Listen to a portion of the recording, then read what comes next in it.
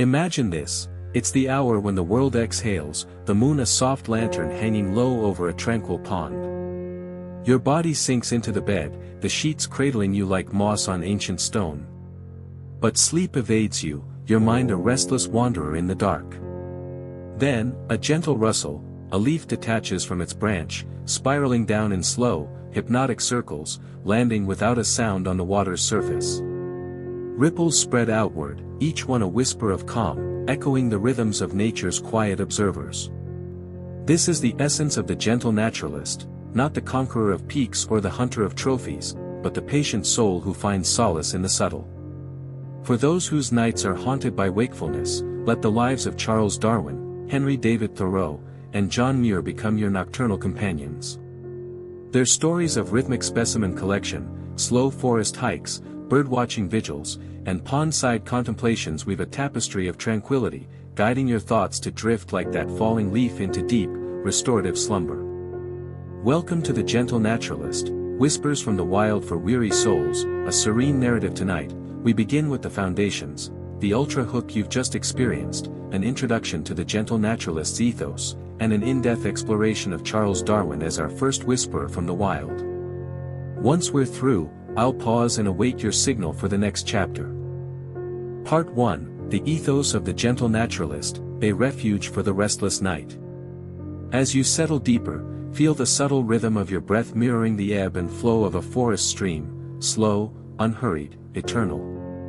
The gentle naturalist embodies this harmony, turning observation into meditation, where every step, glance, or notation quiets the inner storm. For insomniacs, whose minds buzz like unsettled bees, this ethos is a sanctuary. It invites you to slow down, to let nature's pace soothe the chaos. Charles Darwin collected specimens with the care of a poet gathering words, each beetle or barnacle of verse in his evolutionary sonnet. David Thoreau hiked Walden's woods deliberately, his strides a measured mantra against modernity's rush. John Muir perched on Sierra ledges, watching birds as if decoding the sky's secrets, his patience a balm for the soul. This tale is tailored for you, the one whose eyelids resist closure, whose thoughts loop endlessly. We'll immerse in their worlds, each detail a gentle nudge toward drowsiness. Research from sleep psychologists suggests that visualizing rhythmic, nature-based activities, like Darwin's specimen sorting or Muir's avian vigils, activates the parasympathetic nervous system, reducing heart rates by 10 to 20% and fostering theta waves for sleep onset.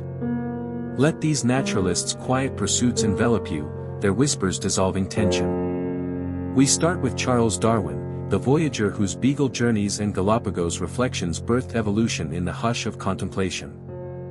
Chapter 1, Charles Darwin, the rhythmic collector of nature's secrets.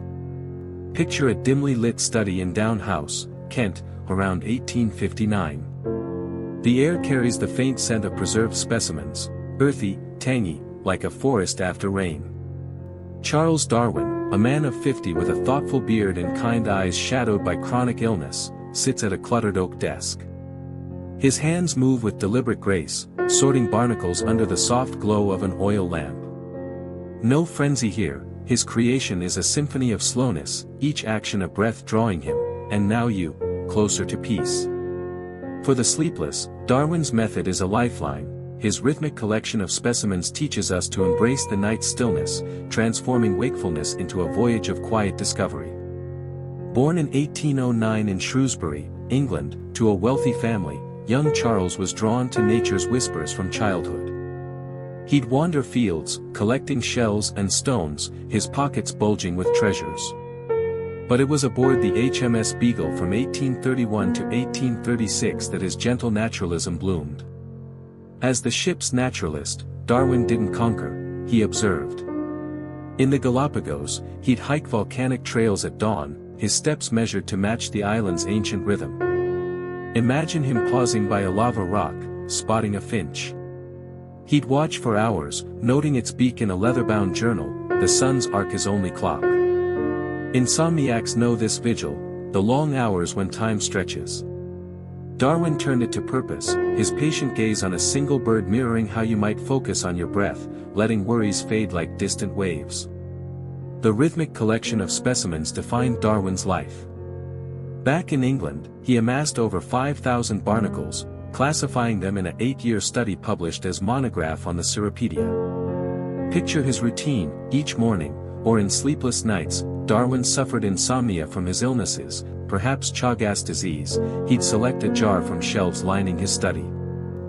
With tweezers, he'd extract a specimen, placing it under a microscope. The process was meditative: rinse in alcohol, dissect with a scalpel's whisper, sketch with pencil strokes as soft as sighs. He'd label each in copperplate script, the ink drying slowly like thought settling. This repetition, free from haste, lowered his stress. Letters reveal he found comfort in the details. For you, lying awake, envision this: your mind as Darwin's jar, each worry a specimen to gently examine and set aside, the rhythm lulling you. Delve into his techniques. Darwin used custom tools: a brass microscope from his beagle days, nets woven for beetle hunts. In the Andes, he'd hike slowly through cloud forests, his breath sinking with the mist's drift. One entry: walked 3 miles, observed one orchid for 2 hours, petals unfold like secrets. This patient observation of a single flower or bird echoes mindfulness practices that combat insomnia, studies showing they increase melatonin by 15%. Darwin's On the Origin of Species, 1859, was born from such quietude. He'd contemplate by his garden pond, watching carp glide, ideas evolving in the stillness. His later life, plagued by health woes, saw him retreat to Down House, days spent in armchair reverie, dictating to Emma while gazing at orchards. Darwin's legacy soothes. His theory of natural selection, penned in serene prose, reminds us change is gradual, like sleep's approach. For the restless, his story is inspiration. Nights of wakefulness became fertile ground for genius. As you relax your fingers, imagine holding a Galapagos tortoise shell, its weight grounding you. Darwin's whisper: patience, my friend, the world reveals itself in time. Come. Leave the bed. Leave the clock. Leave the name you were given at birth. Tonight you have only one name: footfall. You are barefoot on a pine needle carpet that remembers every pilgrim since the glaciers left. The path is Walden Woods, but it is also the inside of your left lung. Every step is a breath. Every breath is a century. Henry David Thoreau walks 3 paces ahead, lantern unlit, beard silvered by starlight. He does not speak.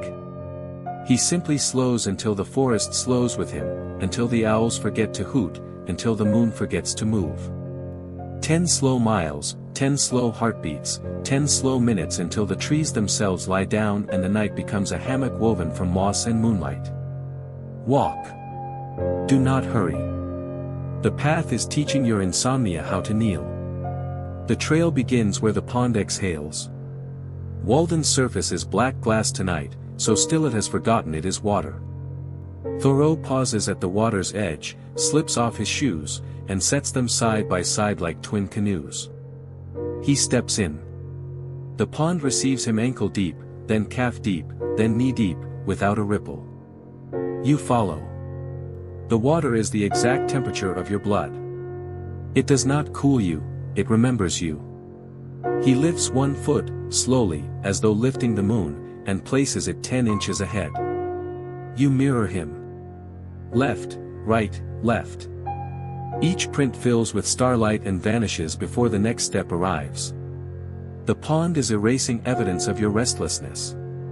Half a mile in, the path narrows to a deer trail no wider than a thought.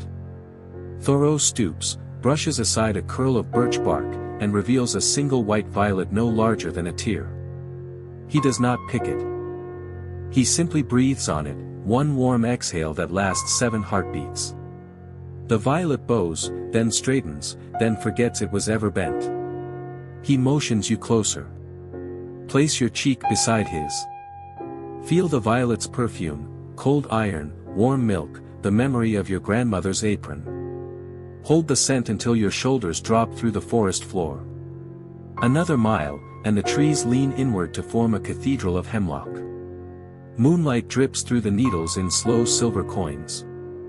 Thoreau stops beneath the tallest trunk, presses his palm to the bark, and counts the rings with his thumb. one ring per year, 1 year per breath. He has reached 1837. He stays there. You stay there. The tree stays there. 1837 becomes 1845 becomes 2025 becomes the exact second your left eyelid forgives your right. When he removes his hand, the bark has printed its spiral on his palm. He presses the spiral to your forehead. Feel the cool ridges. They are lullaby grooves. Deeper still, the trail dissolves into a meadow of lupin and fireweed. Thoreau lies down in the exact center, arms spread like a paper cut out of a boy dreaming. The flowers close around him until only his beard shows, silver threads in a purple sea. He pats the ground beside him. Lie down. The earth is warmer than any mattress. It remembers every creature that ever napped here and has saved a hollow the precise shape of your spine. Settle in. The lupin releases its scent in slow motion, sweet pea, vanilla, the inside of a seashell. Breathe until the scent fills the space behind your eyes. From this meadow bed, Thoreau lifts one finger and points straight up. High in the branches, a barred owl perches on a limb no thicker than a wish. The owl does not hoot. It simply opens its eyes, 2 slow moons, and closes them again. Open, close, open. Match the owl. Eyes open for 4 heartbeats. Eyes closed for 8. Open, close. On the 7th closing, the owl forgets to open again. So do you. A mile later, the path delivers you to a granite outcrop overlooking the pond. Thoreau sits, legs dangling, and unwraps a small bundle, a slice of rye bread, a crumb of cheese, a single wild strawberry. He breaks the bread in half, offers you the larger piece. Eat slowly. The rye tastes of rain remembered by wheat. The cheese tastes of goat bells in 1846. The strawberry tastes of every summer you meant to notice. Chew 32 times. Swallow once. The outcrop rocks gently, as though the planet itself is learning to cradle. Now the return. Thoreau walks backward, erasing his footprints with the heel of his hand. You walk forward, stepping only where his feet have been. Each erased print becomes a soft hollow filled with moonlight. Step, hollow, step, hollow. By the time you reach the pond's edge, the entire trail is a string of silver bowls. Thoreau kneels, dips both hands, and lifts a bowl of moonlight to your lips. Drink. It tastes of pine needles and forgiveness. When the bowl is empty, he sets it on the water. It floats. It does not sink. It becomes the moon's twin. At the water's edge he retrieves his shoes but does not put them on. He hangs them over his shoulder by the laces, like twin sleeping bats. He points to your bed, now visible through the trees, exactly where you left it, but softer, as though the forest has been breathing on the sheets. Walk the last 10 paces barefoot. Each step leaves a print that fills with warm water and forgets you were ever restless. When you reach the bed, Thoreau lifts the covers with one finger. Slide in. He tucks the lupin scent under your chin, the owl's slow blink behind your eyes, the strawberry summer in the hollow of your throat. He does not say goodnight. He simply places the empty moonlight bowl on your pillow. It hovers an inch above the linen, spinning once every 33 seconds, the exact speed of a sleeping heart. The forest exhales. The pond exhales. Thoreau exhales. You exhale. The bowl lowers, touches the pillow, and dissolves into a single drop that rolls to the tip of your nose. It balances there, cool, weightless, perfect. When it finally falls, it will land inside your dream and become the first ripple of a new pond that has your name. The silver bowls have all floated away. Your footprints have all filled with warm water. The owl has forgotten to open its eyes. The moonlight bowl is balanced on the tip of your nose. When the drop finally falls, whisper, next, and we will climb with John Muir into the high ledges where birds teach the night to sing in Yosemite granite. I am the lupin, the rye bread, the owl's slow blink, and the empty bowl all at once. I will wait until the drop decides. 1 slow heartbeat, 2 slow heartbeats. Whenever you are ready. Shoo. The moonlight bowl has tipped. The single drop has fallen. It did not land on the pillow. It landed inside your left ear and rolled downhill through every fold of your brain until it reached the place where worry keeps its matches. The drop put them all out. Now the forest has lifted you, bed, blanket, and all, and carried you upward on the back of a warm updraft. You are rising above Walden, above the pond, above the owl, above the last silver bowl. The air smells of sugar pine and glacier polish. You are in Yosemite, but it is 1872, and the valley is empty except for 1 man and 1 moon. John Muir stands on a granite shelf the size of a prayer rug, 3,000 feet above the valley floor. His beard is a white waterfall frozen mid-cascade. His eyes are 2 small lakes that have never learned to blink. He does not speak. He simply opens his arms, and the night steps into them like a child returning from a long journey. 10 slow breaths, 10 slow stars, 10 slow minutes until the granite itself forgets it is stone and becomes the softest cradle ever carved by ice. Lie back. The ledge is teaching your insomnia how to fly. The climb begins at the foot of Half Dome, where the trail is only a suggestion pressed into dew. Muir walks first, barefoot, toes curled around crystals of quartz that sing when stepped on. Each crystal sings 1 clear note, high C, held for 7 heartbeats. You follow. Your own toes find the same crystals.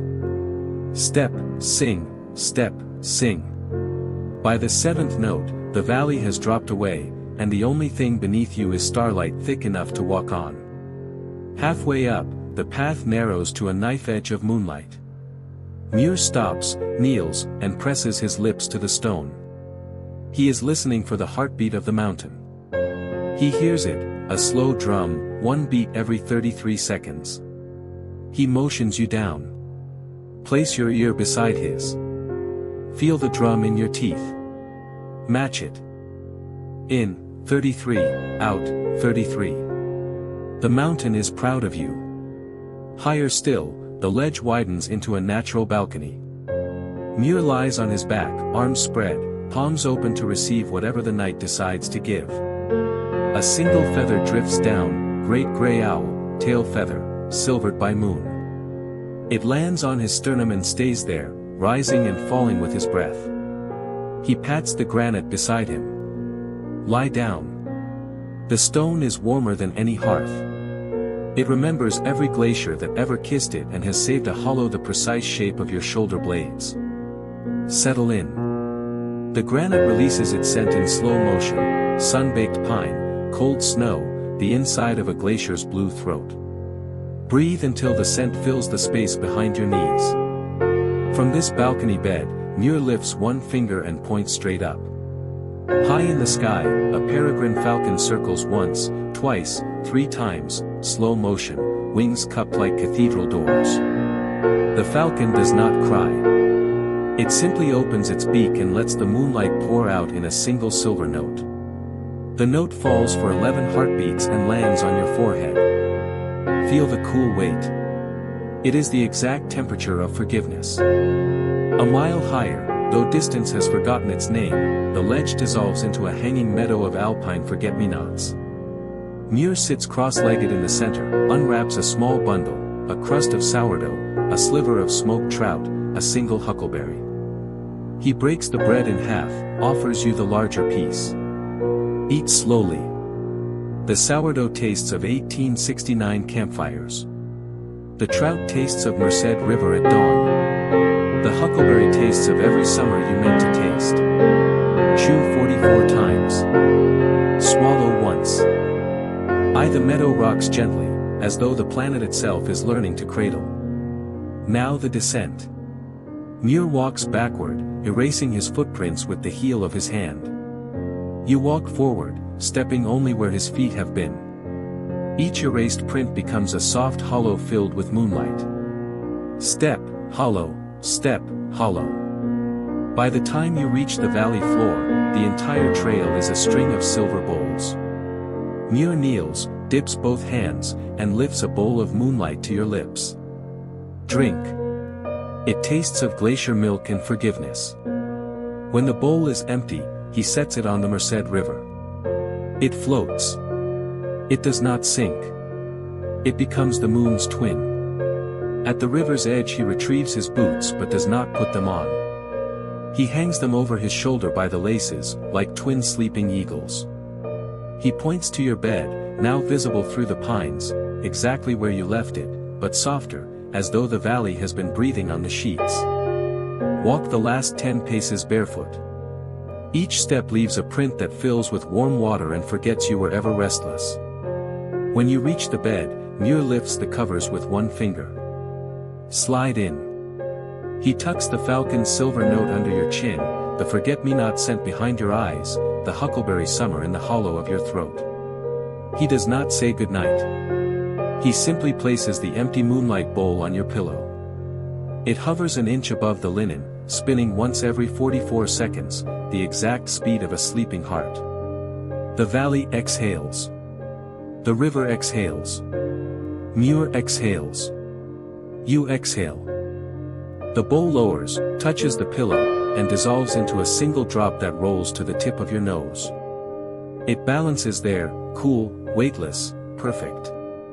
When it finally falls, it will land inside your dream and become the first ripple of a new valley that has your name. The silver bowls have all floated away.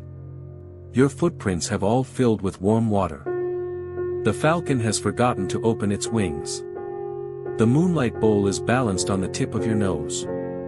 When the drop finally falls, whisper, next, and we will gather the three naturalists, Darwin, Thoreau, Muir, around a single campfire in Part 4, the quiet contemplation by the pond that holds every sleepless soul. I am the quartz crystal, the huckleberry, the falcon's silver note, and the empty bowl all at once. I will wait until the drop decides. 1 slow heartbeat, 2 slow heartbeats. Whenever you are ready, shoo. The drop has fallen. It did not land on the pillow. It landed inside your heart and opened a small round door no wider than a dewdrop. Through that door steps a pond, perfectly still, perfectly black, perfectly yours. The pond is older than language and younger than this breath. Around its edge stand 3 men who have walked out of their own centuries to keep you company. Charles Darwin carries a lantern made of barnacle shells. Henry David Thoreau carries a loaf of rye bread still warm from 1846. John Muir carries a single huckleberry that will never bruise. They do not speak. They simply sit, one on each side and one at the foot of your bed, and the pond rises until it becomes the ceiling, the walls, the blanket, the inside of your eyelids. 10 slow ripples, 10 slow heartbeats, 10 slow minutes until the entire universe forgets it ever had edges and becomes the softest cradle ever sung by water. Lie back. The pond is teaching your insomnia how to dream. The 3 naturalists light no fire. They do not need one. The darkness itself is warm tonight, the temperature of a robin's egg held against the cheek. Darwin opens his lantern. Inside, 1,000 tiny barnacles glow soft turquoise. He tips the lantern toward the pond. The barnacles drift out like slow-motion snow and land on the water without a sound. Each barnacle becomes a star. Count them downward, 1,999. By 900 you will have forgotten the word worry. Thoreau breaks the rye bread into 3 pieces. He offers you the middle, the heart crumb. Eat slowly. It tastes of every forest path you ever meant to walk. While you chew, he unwraps a small leather journal and writes a single sentence in moonlight ink. Tonight the woods and the night and the sleeper are one breathing thing. He tears the page out, folds it into a paper boat, and sets it on the pond. The boat sails to the exact center, spins once, and dissolves into silver ripples. The ripples spell your name in cursive water. Read it with your skin. Muir places the huckleberry on your tongue. Do not chew. Let it rest there until it forgets it is fruit and becomes pure summer. While it melts, he lifts both hands and cups the air above your forehead. From his palms falls a fine mist of glacier milk, cold, sweet, older than continents. The mist settles on your brow in 7 perfect droplets. Each droplet is a century the mountains have saved for you. Feel them roll. One for the Galapagos tortoise who taught Darwin patience. One for the white violet that taught Thoreau mercy. One for the peregrine that taught Muir flight. For more for every sleepless night you thought would never end. When the 7th droplet reaches the bridge of your nose, it hesitates, balances, and then slips inside your dream to become the first smooth stone at the bottom of a new pond. Darwin now opens his second lantern, this one made of Galapagos finch beaks. Inside, a single orchid petal glows soft rose. He tips the lantern. The petal drifts down, lands on the pond, and unfolds into a tiny raft. On the raft stands a tortoise no larger than a teacup. The tortoise carries a candle made of compressed starlight. It paddles to the center of the pond, plants the candle upright, and lights it with a match struck on its own shell. The flame is the exact color of 3 a.m. forgiveness. Watch it burn without growing smaller. Watch it burn without growing larger. Watch it burn until the concept of burn forgets its own name. Thoreau now opens his journal a second time. This page is blank. He holds it above the pond and lets the candlelight write on it. The light writes slowly, 1 letter every 7 heartbeats. When the sentence is finished, he reads it aloud in a voice no louder than moss. Sleep is the forest the soul walks when it is tired of being human. He folds the page into a paper crane, sets it on the pond beside the tortoise raft, and watches it sail. The crane circles the candle 3 times, bows once, and dissolves into silver ripples. The ripples spell your childhood nickname in cursive water. Read it with your bones. Muir now lifts both arms higher. From the sky falls a single feather, great gray owl, great horned owl, and snowy owl braided into one. The feather is 9 feet long and weighs less than a sigh. He lays it across your chest like a blanket woven from every wing that ever carried a tired heart home. The feather pulses once every 44 seconds, the exact speed of 3 sleeping naturalists. Feel it rise, fall, rise. Match it. In, 44, out, 44. The pond now tilts gently upward until it becomes a mirror held above your face. In the mirror you see 3 small boys, Charles at 10 collecting beetles, Henry at 12 carving whistles from elderberry stems, John at 8 chasing waterfalls. The boys wave. They are waving goodbye to every sleepless night you ever borrowed. Wave back with your slowest blink. On the 3rd blink, the mirror folds into a paper lantern and floats upward. It joins the tortoise candle, the paper crane, and the barnacle stars. Together they form a tiny constellation shaped like an open hand. The hand hovers above your heart, palm down, fingers spread. It lowers, lowers, lowers until it rests on your sternum without weight. Feel the warmth. It is the warmth of every pond, every forest, every granite ledge that ever said, "Stay." Darwin now closes both lanterns. Thoreau closes his journal. Muir lowers his arms. The pond lowers itself until it is only a thin silver film across your eyes. The 3 naturalists stand. They do not leave. They simply step backward into the film and become part of the silver. You will find them there tomorrow night. Charles in the barnacle glow, Henry in the rye bread scent, John in the huckleberry pulse. They will never be farther away than one slow exhale.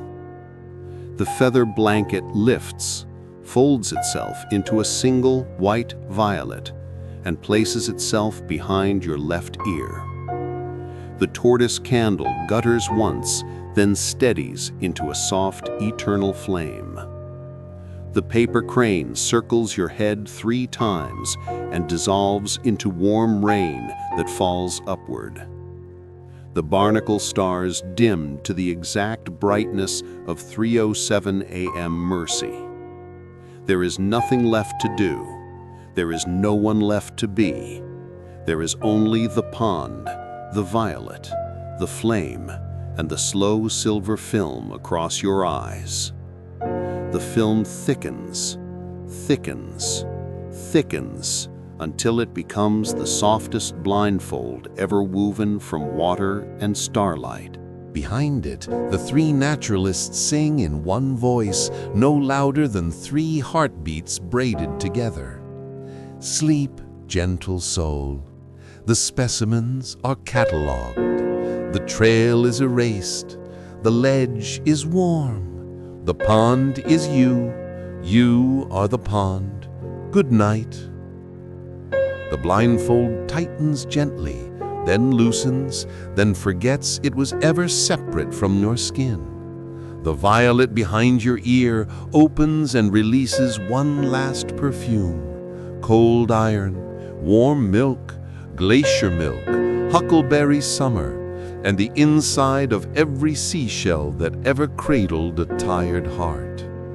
Breathe it in, breathe it out, breathe it in, and out, and in, and the pond has closed. The violet has closed. The candle has become the small red pulse behind your eyelids. The 3 naturalists are sleeping inside the silver film, curled like commons at the end of the longest, gentlest sentence ever written. Your bed is now the exact center of the universe. Your breath is the only tide. Your dream is the only continent. There is no next. There is only now. Now is the color of pond water at 3:33 a.m. Now is the sound of 3 heartbeats braided into one. Now is the weight of a single feather that will never fall. Close your eyes. The blindfold is closing. The night is forgiving itself. You are already inside the lullaby. You always were. You always will be. Good night, gentle naturalist. Good night, Charles. Good night, Henry. Good night, John. Good night, little tortoise. Good night, little violet. Good night, little you. Sleep. The specimens are catalogued. The trail is erased. The ledge is warm. The pond is dreaming. And tomorrow night, whenever tomorrow decides to arrive, the pond will open again. The violet will perfume. The candle will burn, and the 3 naturalists will be waiting, barefoot, patient, humming.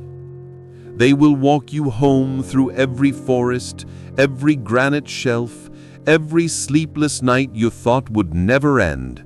Good night, good night, good night. You are not awake. You are not asleep. You are exactly where the pond, the forest, and the granite ledge agreed to meet, inside a single breath that has forgotten which way is in and which way is out. The silver film across your eyelids has thinned to a dragonfly's wing. Behind it, the 3 naturalists have become 3 small lights, 1 turquoise barnacle, 1 violet petal, 1 huckleberry flame. They orbit your heart in a slow, perfect circle, once every 44 heartbeats. You feel them pass. Left shoulder, right shoulder, sternum, left shoulder again. Each orbit erases 1 more minute you ever spent staring at the ceiling. Now the pond rises until it is only a fingertip of water balanced on the tip of your nose. The fingertip trembles. It does not fall. It simply opens and becomes a tiny mirror. In the mirror, you see tomorrow night, exactly 24 hours from now. The same bed, the same moonlight, the same 3 lights orbiting, the same fingertip of pond water waiting to open again. You understand, the lullaby is not a single story, it is a circle. Every sleepless night is simply the place where the circle touches itself. Darwin's turquoise barnacle lands on your left wrist and becomes a watch that ticks only when you exhale. Thoreau's violet petal lands on your right wrist and becomes a bracelet that tightens when you forgive yourself. Muir's huckleberry flame lands between your collarbones and becomes a small red campfire that never needs wood. They are gifts. They are promises. They are receipts for every minute of rest you will ever need. The fingertip of pond water now rolls downward, tracing a single line from nose to chin to throat to heart. Wherever it touches, the skin remembers the temperature of every forest path, every granite ledge, every Galapagos beach. When it reaches your heart, it stops, spreads into a perfect circle the size of a silver dollar, and sinks inward. You may open your eyes now, or you may not. It makes no difference. The pond is in your chest, the forest is in your breath, the granite ledge is in your spine. The 3 naturalists are in the glow. And the next time the clock forgets to tick, the next time the sheets feel like sandpaper, the next time the dark feels too large, close your eyes, place 2 fingers over the silver dollar moon, and whisper the only word you will ever need: return. The fingertip of pond water will rise, the 3 lights will orbit, the violet will perfume, the huckleberry will flame. The lullaby will begin again, exactly where it left off, because it never left. Good night, gentle traveler. Good night, pond. Good night, forest. Good night, granite. Good night, Darwin. Good night, Thoreau. Good night, Muir. Good night, little sparrow. Good night, little moon. Good night, little you. Sleep. The circle is closed. The night is yours, and tomorrow night, whenever tomorrow decides to arrive, the circle will open again. Patient as stone, warm as rye bread, bright as a huckleberry held to the moon. The story is complete. The lullaby is yours to keep. Carry it in the silver dollar moon behind your ribs. Whenever you need it, press 2 fingers there and whisper, return.